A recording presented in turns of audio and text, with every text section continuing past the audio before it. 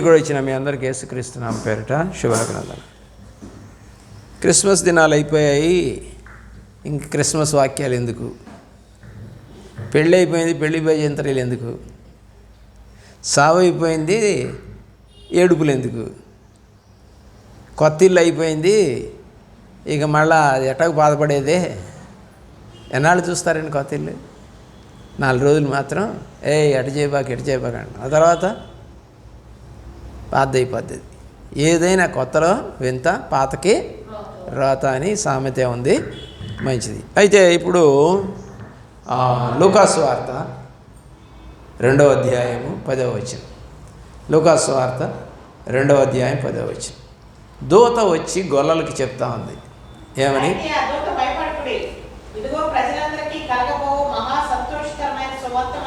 చాలు. ఏ వర్తమానం అంట? మహాసంతోషమైన. కలిపారు అక్కడ. మహాసంతోషం. మీకు మత్తయిలో కనపడదు, ఇది ఒకలానే కనపడదు. మహాసంతోషకరమైన సువర్తమానము మీకు తెలియజేయడానికి వచ్చాను. ఫస్ట్ సువార్త చెప్పింది ఎవరంటే గబ్రియల్ దూత. ఆ తర్వాత గొల్లలు, సుమయను, ఆ తర్వాత అన్న, వీళ్ళందరూ వరుసలో వస్తూ ఉంటారు. ఏ సంతోషం అంటే? మహాసంతోషం. సంతోషించే కాలము వచ్చింది అని చెప్పాడు. మరి ఇప్పటికి ఆయన పుట్టి 2029 సంవత్సరాలైంది. క్రీస్తు పూర్వము 4వ సంవత్సరంలో యేసుప్రభు వారు పుట్టారు. క్రీస్తు శకము 30వ సంవత్సరంలో ఆయన చనిపోయారు. అప్పటికి 33.5 సంవత్సరాలు ఆయనకి. ప్రియులారా, గమనించండి. మరి ఇన్ని సంవత్సరాలైనా కూడా ఆ సంతోషము ప్రపంచంలో ఉందా?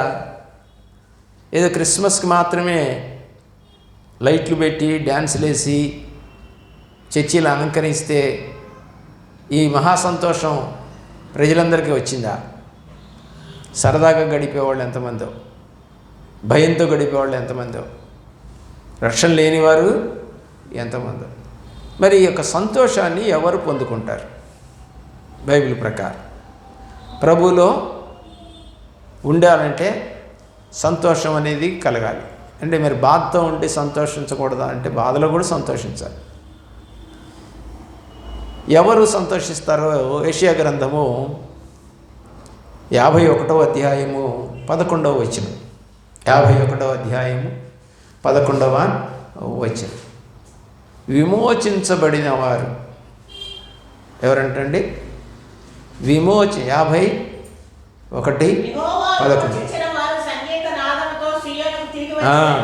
ఎవరు? విమోచించబడిన వారు. విమోచన ఎలా వస్తుంది? యేసు యొక్క రక్తము ద్వారా మనకు విమోచన. కాబట్టి దాంట్లో కడగబడినవారు అంటే రక్షణ పొందినవారు, బాప్తిజం తీసుకున్నవారు, బల్లారాధనలో పాల్గొనేవారు విమోచించబడిన వారి కింద లెక్క కడతారు. అంటే నిజమా అబద్ధం అంటే తర్వాత విషయం. ఒక లెక్క అన్నమాట. బడిలో చేరి సర్టిఫికేట్ తెచ్చుకోవడం ఒక లెక్క. బడిలో చేరకుండా కూడా చదివి సర్టిఫికేట్ తెచ్చుకుంటా ఉంటే సరే, అది వేరే విషయం. అంటే జ్ఞానం కొంచెం తక్కువగా ఉంటుంది. విమోచించబడిన వారు సంతోషిస్తారు. అలాగే కీర్తనల గ్రంథం 5వ కీర్తన 11వ చరణం. ప్రభువును ఆశ్రయించు వారందరూ.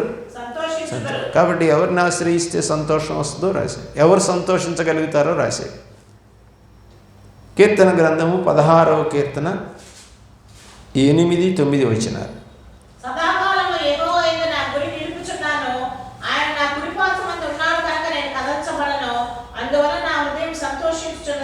ఎలాగంట? దేవుని యందు గురి నిలిపిన వారికి. పోదాంలే చర్చికి. ఏంటంటే ఇప్పుడు చర్చికి ఎందుకు?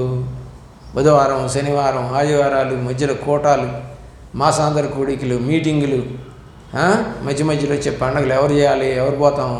ఇసుగు పడుతూ ఉంది పోవాలంటే, ప్రార్థన చేయాలంటే, వాక్యం వినాలంటే అని అనుకునే వాళ్ళకి లేదు. దేవుని యందు గురి నిలిపే వారికి ఈ సంతోషం అనేది ఉంటుంది. 19వ కీర్తన 11వ వచనం.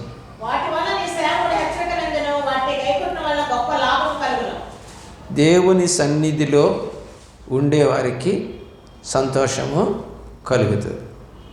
21వ కీర్తన 6వ చరణం. నిత్యము ఆశీర్వాద కారకుడుగా ఉండునట్లు నీవు అతన్ని నియమించి ఉన్నావు.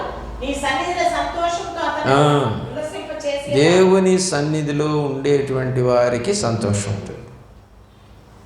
19వ కీర్తన 8వ చరణం కూడా చూద్దాం. యెహోవా ఉపదేశములు నిర్దోషమైనవి, అవి హృదయమును సంతోషపరచును.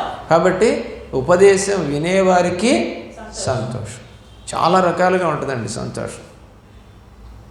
అయితే మనం కొన్నే చెప్తున్నాం, విని గ్రహించుకొని ఇలాగుంటే నేను దేవుళ్ళో సంతోషిస్తాను, సంతోషించగలను అనుకోవాలి.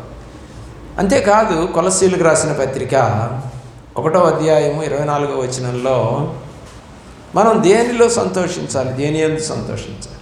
1:24 శ్రమల యందు కూడా సంతోషించాలి. ఎందుకు వచ్చింది, నేను ప్రభువుని నమ్మాను, నాకెందుకు వచ్చింది బాధ, ఎందుకు వచ్చింది కష్టము, రాకుండా ఉంటే బాగుండేది కదా అనుకోకూడదు. శ్రమల్లో కూడా దేవుళ్ళు సంతోషించాలి. ఫిలిప్పీయులకు రాసిన పత్రిక 1వ అధ్యాయం 5వ వచనం 1:5 ప్రార్థనలో కూడా సంతోషం. అందరి గురించి ఎల్లప్పుడూ ప్రార్థన చేస్తే సంతోషం వస్తుందట. ప్రియులారా, 2 కొరింథీ పత్రిక 12:10లో 12వ అధ్యాయం 10వ వచనంలో నిందల్లో, ఇబ్బందుల్లో, హింసల్లో, ఉపద్రవాల్లో సంతోషించాలి, వెళ్ళిపోకూడదు. నేనెప్పుడు బలహీనుడో అప్పుడు బలవంతుడను, కనుక క్రీస్తు నిమిత్తము నాకు కలిగిన బలహీనతల్లోనూ, నిందల్లోనూ, ఇబ్బందులలోనూ, హింసలలోనూ, ఉపద్రవములలోనూ నేను సంతోషిస్తున్నాను. ఎలాంటి కష్టాలు వచ్చినా నేను దేవుళ్ళో సంతోషిస్తాను. అందుకనే ఫిలిప్పీ 4:4లో ప్రభువునందు ఆనందించుడి, మరలా చెప్పుచున్నాను ప్రభువునందు ఆనందించు. రోమాపత్రికలో క్రీస్తు ప్రేమ నుండి నన్ను ఎడబాపునది ఏది అన్నాడు. కొరింథీయులకు రాసిన 2వ పత్రికలోనే 12వ అధ్యాయము 9వ వచనం కూడా చదువుదాం.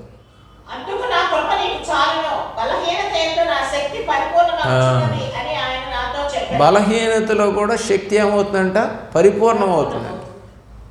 అతనికి రోగం ఉంది, దేవుడిని అడిగాడు, కానీ దేవుడు దాన్ని తీసేలా, కానీ నీ బలహీనతలో నేను నీకు తోడుగా ఉంటానని దేవుడు చెప్తున్నటువంటి మాట. 15వ అధ్యాయం కొరింథీయులకు రాసిన మొదటి పత్రిక 13వ అధ్యాయం 6వ వచనం 13:6 దుర్నీతి విషయమై సంతోషపడక సత్యమందు సంతోషించును. ఎందులో? సత్యములో సంతోషం. సత్యం అంటే ఎవరు? దేవుడు. దేవుడు అంటే ఎవరు? వాక్యం. వాక్యం అంటే దేవుడు, దేవుడు అంటే సత్యం. కాబట్టి వాక్యంలో సంతోషిస్తున్నామంటే దేవుళ్ళో సంతోషించినట్టు. అలాంటి దీవెన నీకు కావాలి. యోహాను రాసిన సువార్త 20వ అధ్యాయము 20వ వచనం. యోహాను రాసిన సువార్త 20వ అధ్యాయము 20వ వచనం. ప్రభువును బట్టి సంతోషించాలి. 20:20 ఆయన ఇలా అలా చెప్పి వారికి తన చేతులను ప్రక్కన చూపగా శిష్యులు ప్రభువును చూసి సంతోషించరి. ఎలాగా? యేసు ప్రభు తిరిగి వచ్చారు. తోమ అడుగుతున్నాడు, నీ యొక్క చేతుల్లో నేను ఏళ్ళు పెట్టి చూస్తేనే కానీ నమ్మనని. ఇప్పుడు దేవుణ్ణి చూసినటువంటి శిష్యులంతా కూడా సంతోషిస్తున్నారు. తిరిగి వచ్చాడు. ఎవరు రారు కదా అలాగా, ఎవరికి లేదు కదా అలాంటి శక్తి, యేసు ప్రభువుకి తప్ప. చనిపోయి తిరిగి లేచిన వ్యక్తులు ఎవరు లేరు. దేవుని నామానికి మహిమ కలిగిందిగా. కాబట్టి మనము ప్రభువునందు ఈ లోకంలో ఒక సంతోషకరమైన సువార్తను వింటూ సంతోషంగా గడపాలని దేవుడు ఆశపడతా ఉన్నాడు. అటువంటి సంతోషం నీకు ఒకవేళ ఇప్పటిదాకా లభించకపోతే 2026లో అయినా ఆ సంతోషం నీకు కలగాలి, నీ కుటుంబానికి కలగాలని ఆశపడుతూ ప్రార్థన చేస్తున్నాం. మోకరించండి, ప్రార్థన చేసుకోండి.